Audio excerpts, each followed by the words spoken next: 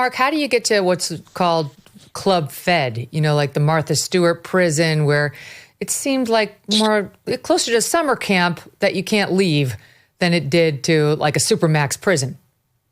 Well, you saw recently with Ghislaine Maxwell that she got switched from one of those more what I would consider a harder facility to a kind of a camp-like facility. And there are camp-like facilities on both coasts.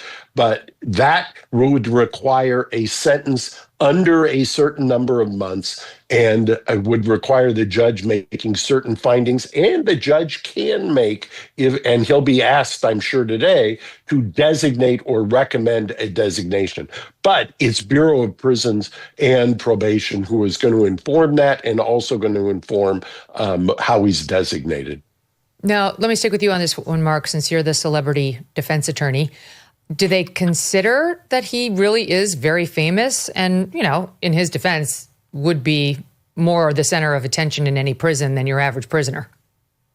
Yeah, absolutely. They don't. The last thing they want is for something untoward to happen to him while in custody. I know that seems counterintuitive because you're punishing somebody by putting him in custody, but no, they're very attuned to that. They take great steps to try to protect people because the last thing they want is to have to deal with the attendant publicity if something were to happen.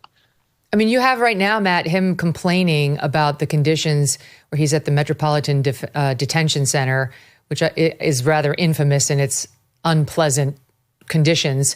He's claiming through his lawyers that he only has showers that are extremely cold or extremely hot. He has to use a toilet that's 2 feet away from other inmates and with no doors. He is claiming that he has to eat meals that may or may not have maggots on them, which is pretty extreme. I don't know whether it's true, but that's what he's alleging.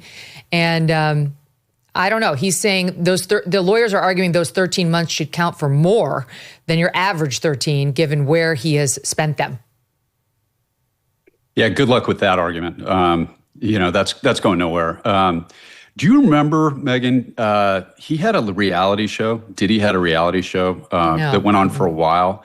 He had a reality show way back in the day. And I watched an episode. I know a girlfriend that was really into it. And he came into the group and it's almost like an apprentice type thing where people would come in and they'd work for him for a little while. And he was eccentric and all that. But there was an episode where he came in, somebody was complaining about something. And he said, there is no bitch assness at Bad Boy Records. No bitch assness. So he invented a word. And when I saw that letter complaining about the conditions, that's exactly what I thought. It was like, dude, you're expressing bitch assness. And he is, that's going to fall on deaf ears of the court because essentially that sounds like a celebrity complaining about uncomfortable conditions that everybody else in that jail also has to endure. And plus, I'd be very surprised. Jails are terrible, and you're right. This is a notorious one. But maggots in the food, I don't buy it actually. And I know it's not great, but I don't buy it. Yeah. The press reached out to MDC for a comment on that, and they didn't get back to them. But I mean, I don't buy it either. If you had maggots on the food out there, like you'd never. This would be a big story, and you'd have tons of lawyers in there, the ACLU among them, filing claims that this is a violation of civil rights. Go ahead, Mark. Well, the interesting thing, and one of the reasons that they put this in the sentencing document, in the Southern District, in several reported cases, judges have imposed either a lesser sentence or given kind of bonus points, so to speak, for being housed in the MDC. I've been to that MDC countless times and to see Sean and otherwise. And the people who work it are extraordinarily helpful, but the facility itself is really a challenge. And I'm not eating there other than to buy him stuff out of the vending machine. But but what I usually tell clients when they complain about the food is, it's a forced diet. I mean, rarely does somebody go in there very skinny, so you can come out in better shape. But it is, and there is a precedent, so to speak, for judges to give you some kind of credit for being housed there.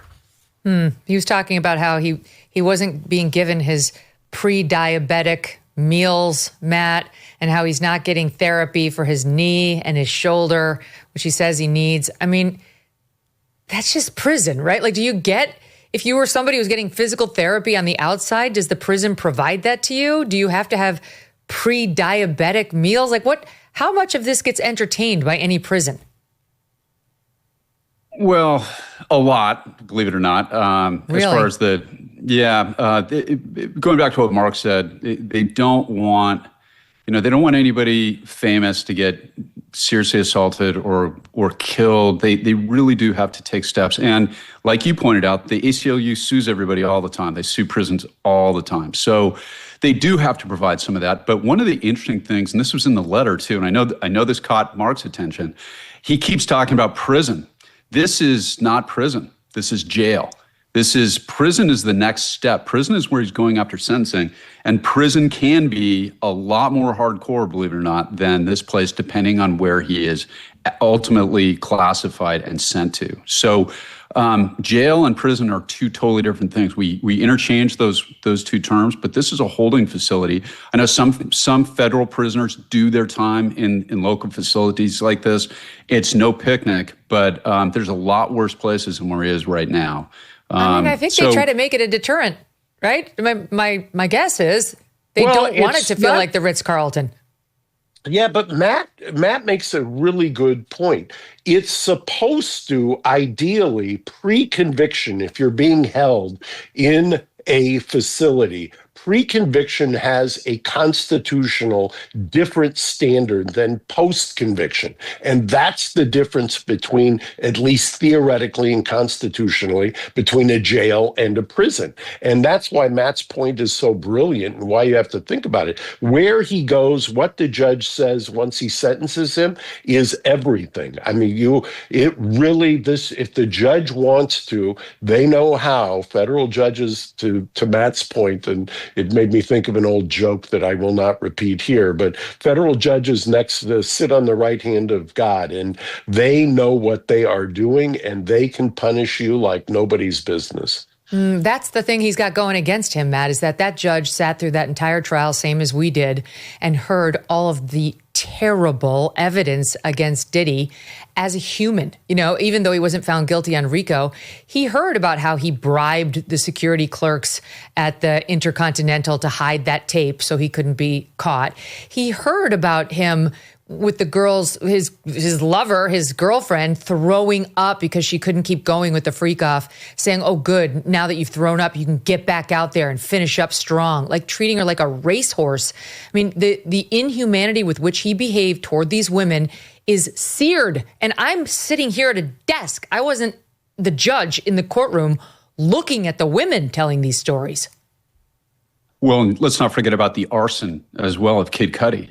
Right, mm-hmm. Megyn? And I'll tell you another thing that's in the back of this judge's mind, and I'd be interested in Mark's thoughts on this. But look, the LA County criminal system is almost, under George Gascon, it really was almost like a failed state.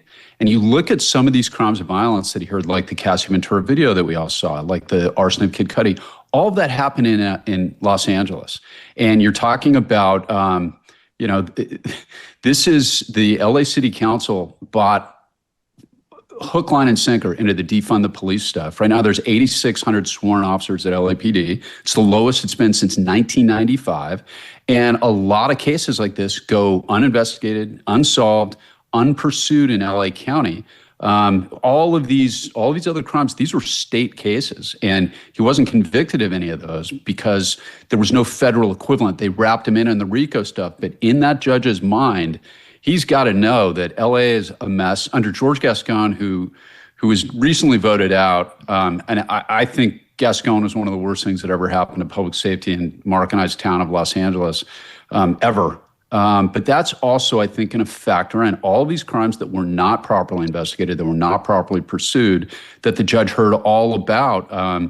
That's what was so interesting about his statement today. I'm going to consider these other crimes of violence. And it's almost like, there's an element there that the reason why we're seeing so many federal prosecutions out of LA crimes, and we've seen a bunch of them. Matthew Perry is another example of that.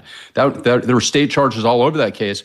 The feds took it up because Gascon and the former structure, I should say, because we got a new guy now, Nathan Hochman, who's 1,000 times better. I think Mark will disagree based on recent experience. Now you're really throwing down on me. Out there, Nathan Hochman. You want to talk about a failed DA's office? Jesus. Don't be careful. You got to go in front of these people and deal with them still, Mark. I know, but Matt and I will agree to disagree here. I've got but by the way, the Intercontinental incident itself, so people understand, took place well before George Gascon was ever voted in. I mean, that was talk about something that was 9 years ago. And it was buried. Interesting. Yeah, and it was buried for a lot of reasons. I mean, not the least of which Cassie. The problem with this case is everybody went first to a civil lawyer. Nobody was reporting anything to the police. Everybody wanted a paycheck. I mean, to the point where there was even one of the guys who testified at the trial and said, "No, I'm not going to sue." What does he do? 2 weeks ago, he sues. So, I mean, I've in full disclosure, my office has defended a number of these things, and each one is, frankly, more ridiculous than the other. Did you know gold is up around 40% this year? That's not speculation. That is reality. And if a portion of your savings is not diversified into gold, you're missing the boat. Here are the facts. Inflation, still too high. The U.S. dollar, still too weak. And the government debt is still growing. This is why central banks are flocking to gold. They're the ones driving prices up to record highs. But it's not too late to buy gold from Birch Gold Group and get in the door right now. Birch Gold will help you convert an existing IRA or 401k into a tax-sheltered IRA in gold.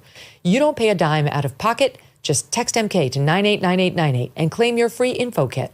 There's no obligation. There's just useful information. The best indicator of the future is the past, and in this case, the present. Gold has historically been a safe haven, and it's doing gangbusters right now. So text MK to 989898 right now to claim your free info kit on gold. Text MK to 989898. Protect your future today with Birch Gold. Thanks so much for watching. If you like what you just saw, hit the subscribe button for more clips and full episodes.